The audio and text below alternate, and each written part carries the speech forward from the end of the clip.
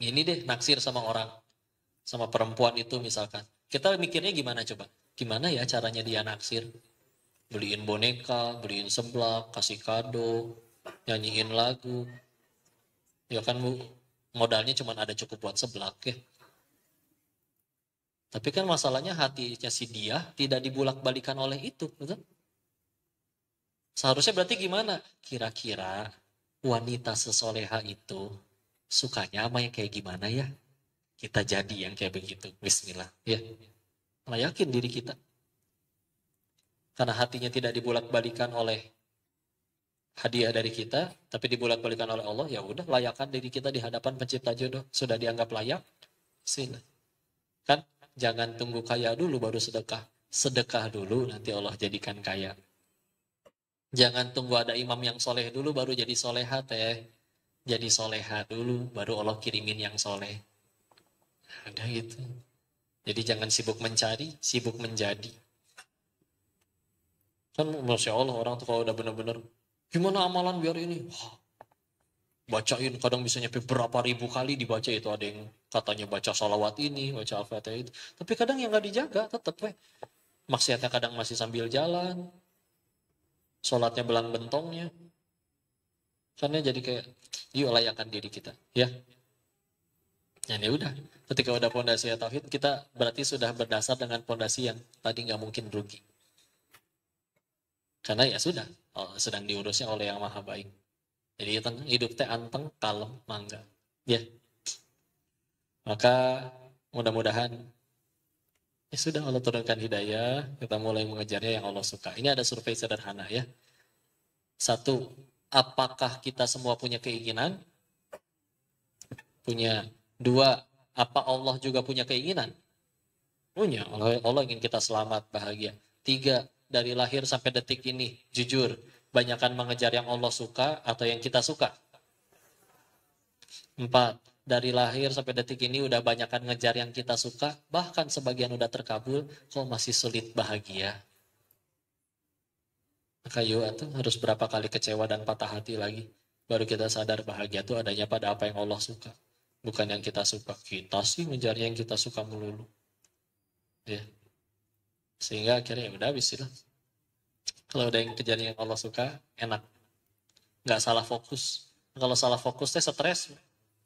Artis ketahuan selingkuh, kan dia fokusnya followersnya hilang, kontrak sinetron diputus, endorsan iklan hilang. Kalau itu yang dipikirin, oh pasti stres. Tapi kalau yang sibuk dia pikirin adalah gimana caranya gara-gara kejadian ini saya jadi diampunin Allah, baru. Karena anggaplah dia sewa pengacara mahal, netizen kembali cinta, tapi belum tobat-tobat, ya repot kalau Allah masih benci. Satu dunia bikin grup WA, ingin menyelamatkan kita ke surganya Allah juga nggak laku. Tapi netizen masih mencaci, tapi dia sudah sujud, nangis habis tahajud, taubatan nasuha, Allah sudah ampuni, siapa bisa mencelakai? Maka kita sedang mikirnya kayak gitu ya. Ada masalah, sibuk nyari siapa yang salah. Ini siapa sih yang salah? Lihat Nabi Adam ya. Kalau ini masuk, saya mah punten ya, suka ngelamun ya. Kalau Nabi Adam pengen komplain kayaknya bisa. Karena misalkan beliau tinggal bilang, ya Allah kan engkau tahu, iblis yang ngegoda, iblis ya itu yang dihukum. Tapi nggak pakai bahasa Sunda juga ya, ini mah di bayangan saya aja ya. Engkau tahu iblis, saya tadinya nggak mau, engkau tahu loh ya Allah. Terus iblis ngegoda, saya juga tetap nggak mau loh ya Allah. Ya, sedangkan akhirnya istri saya digoda, saya sayang sama istri, akhirnya kena, ya udah istri aja tuh sama iblis yang dihukum. Kenapa saya ikut-ikutan kena? Apa ngomong kayak gitu? Kan enggak. Surat 7 Al-A'raf ayat 23. Rabbana zalamna anfusana wa illam taghfir lana wa tarhamna lanakunanna minal khasirin. Wahai Tuhan kami yang zalim. Bahkan maju di depan istrinya, ya, kami yang zalim. Enggak nyalain. Nih dia nih ya Allah nih. Enggak kan? Nabi Yunus juga gitu, umatnya yang bandel didakwahin, sekedar lelah dakwahin umatnya, dicaplok ikan paus. Kita sengaja ninggalin sholat, nyakitin hati orang tua, dicakar kucing juga enggak. Di dalam perut ikan apa ngambek? Ya Allah gini-gini amat. Enggak. La ilaha illa anta subhanaka ini kuntu minadh dhalimin. Surat 21 Al-Anbiya ayat 87. Tiada ilah selain engkau, maha suci engkau, sesungguhnya saya yang zolim. Udah sibuk ngaku. Tahu nggak setan yang ngomong apa? Yang godain Nabi Adam. Al-Hijr ayat 39, surat 15. Karena engkau yang menjadikan aku sesat ya Allah. Nyalahin Allah. Ibarat maling ketangkep terus berkata, Allah sih jadiin saya maling. Jadi, ya udah kita An-Nisa 79-nya kan, ma asobaka min hasanatin faminallah. Wama asobaka min sayyiatin famin nafsik. Ada kebaikan pasti dari Allah, ada keburukan dari kita. Kita makan kadang kalau ada masalah lebih sibuk nyari siapa yang salah. Di kantor ada masalah, ini salah siapa sih? Begitu dapat yang disalahin, alhamdulillah bukan saya yang kena. Sambil sibuk ngomporin, dia mah emang gitu pak. Udah sering saya kasih tahu, kompor meleduk geleh. Ya. Lihat orang-orang yang benar-benar ada iman, ada masalah kayak sibuk ya Allah. Mungkin saya yang salah. Dan ini skill yang luar biasa. Ketika dia bisa setiap kali ada masalah sibuk untuk tambah dekat sama Allah, ya udah berarti apapun kejadian dia cuma tambah baik aja. Daripada sibuk nyalahin. Karena ada orang yang baru pengen jadi baik tuh kudu berantem dulu sama orang. Setahun terakhir dipecat 14 kali. Masa 14 perusahaannya salah semua? Pas dia ngedaftar ke yang 15 baru mikir, apa saya yang salah ya etikat kerjanya. Ya udah, silakan. Semoga Allah tanamkan ya iman yang menghujam di hati kita. Yuk bismillah, minimal cobain yuk bangun nanti malam atau kapanpun Allah banguninnya.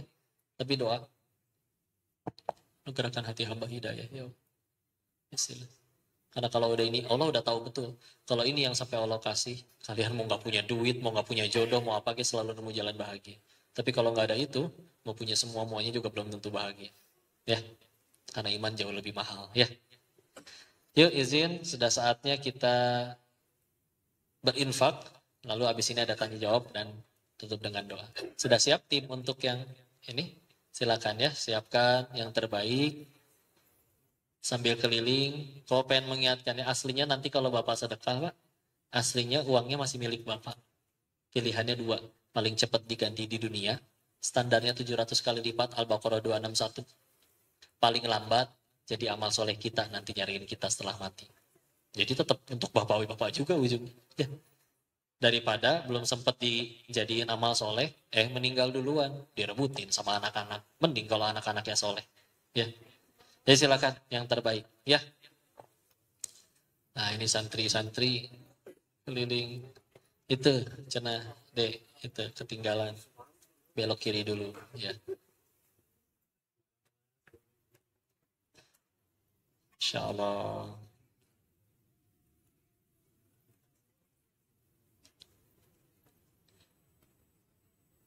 Yang nggak kelewatan sama santri-santri yang keliling, ya di depan juga ada kotaknya.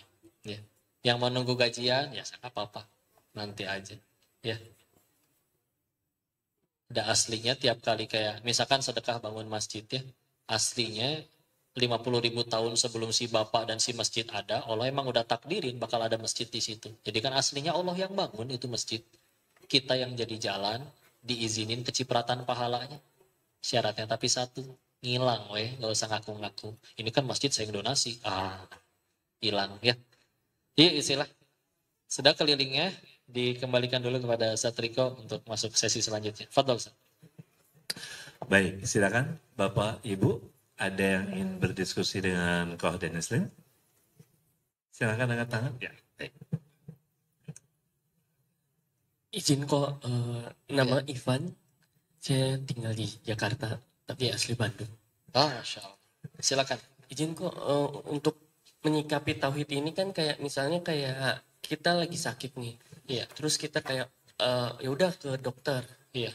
Apakah kita kalau ke dokter itu kita kayak merasakan bahwa dokter itu sebagai penyembuh gitu. Nah terus kemudian ada yang kayak menawarkan alternatif. Iya.